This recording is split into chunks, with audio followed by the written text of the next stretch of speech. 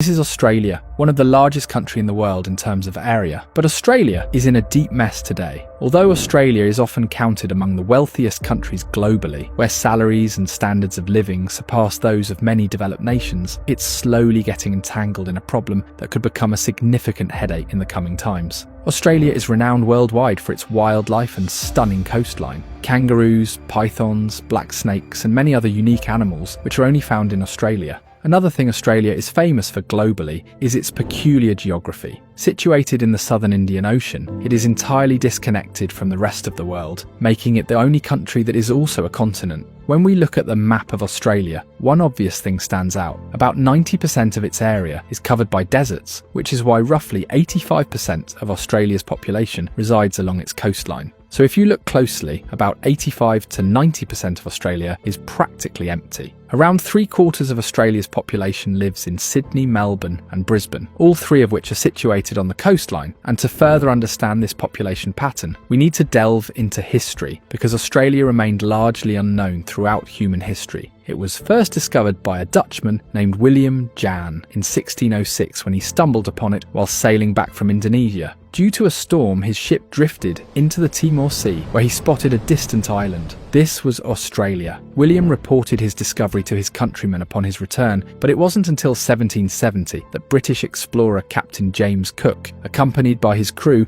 embarked on a voyage and landed on the eastern side of Australia at Botany Bay. When they disembarked, they encountered fierce clashes with the local inhabitants, forcing Captain Cook and his crew to retreat to save their lives. 8 years later, Captain Arthur Phillips arrived here with 11 ships and 300 people and captured this coastline. After bringing this part under British control, they attempted to explore the western side of Australia, but many of their companions fell victim to the harsh desert climate and severe thirst, which forced them to retreat. Then in 1851, Australia became famous when large gold reserves were discovered some 210 kilometres away from Sydney in a village named Bathurst. Over the next 20 years, 40% of the world's gold was being produced in Australia. All this gold was sent to Britain, and the British government used it to maintain the value of the pound. These 20 years were called the Years of Gold Rush. During this time, hundreds of thousands of people migrated to Australia from Europe and America. When the gold was discovered, Australia's population was 450,000, and 20 years later,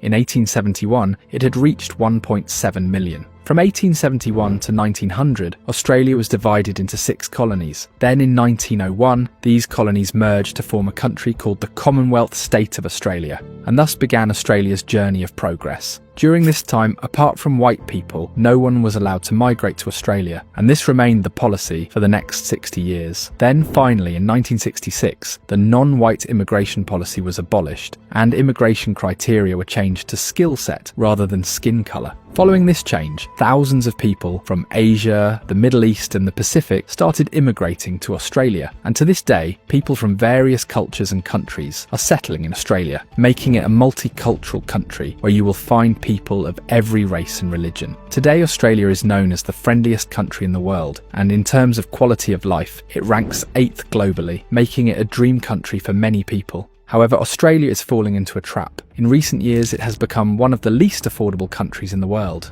3 Australian cities have made it to the list of the top 10 unaffordable cities. After Hong Kong, Sydney is the second most expensive city in the world, and the housing market plays a significant role in making Australia unaffordable. Now, you might be thinking that since there is so much empty space in Australia, buying a house there would be very affordable, but the reality is quite the opposite. But before I delve into that, let me give you a bit of insight into the Australian mentality. Regardless of wherever you are in the world, owning a home is a universal desire, but for Australians, a home is a national identity. In Australia, a home is seen as a symbol of stability and prosperity. Even today, 75% of Australians consider owning their own home as their top priority and dream. However, this dream is slowly fading away, and let me explain why I am saying so. In 1970, the average annual salary in Sydney was $4,200, and at that time, the price of a normal house was around $18,700. By 2024, the average annual salary has reached $74,000, which means it is 17 times higher than the salary in 1970. But on the other hand, the average price of a house today is $1.5 million, which is 80 times higher than the housing price in the 1970s. This means that even if you save your entire salary for the next 20 years, you will barely be able to afford a house, because in those 20 years, the price of houses will have skyrocketed skyrocketed, and this situation is not just in Sydney, but in all major Australian cities. Even those earning $100,000 in Australia can only afford 13% of the houses, and even for these 13%, they will have to take out hefty mortgage, which is why Australian households have one of the highest debts in the world.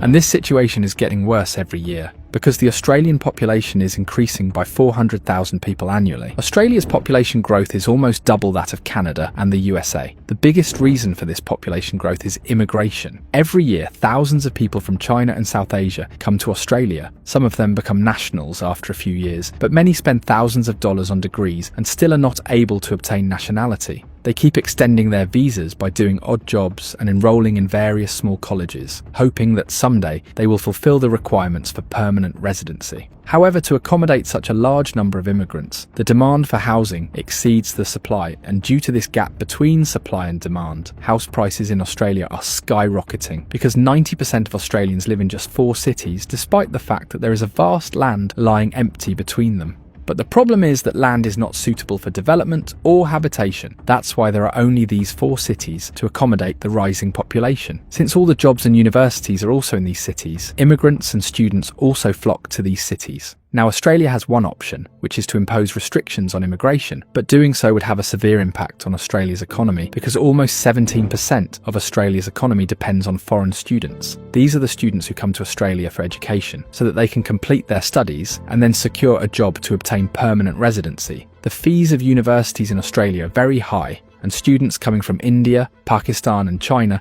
contribute significantly to the Australian economy through their tuition fees. Secondly, Australia's local population is insufficient to fulfill industry requirements, and hence it needs labour from abroad, but it requires labour that can speak English well and has relevant skills. So Australia cannot reduce immigration, although it has already tightened its policies to grant permanent residency only to qualified individuals. Now, since thousands of people are coming to Australia every year, accommodating them is becoming very difficult, and therefore Australia now is working on plans to build dams and irrigate the desert and cultivate fields here so that this empty land can also be made livable. But executing this plan will take several years, and until then, Australia will have to build houses for the immigrants arriving in these coastal cities, and Australians consequently will have to bear high rents and housing prices until that time. But if we look on the other side, Australia truly is an example of proper planning and dedication. A country that was uninhabited 200 years ago is now one of the top economies in the world. So let's see how Australia copes with this housing crisis. If you liked the video, please like and subscribe to the channel. See you in the next video with another interesting topic.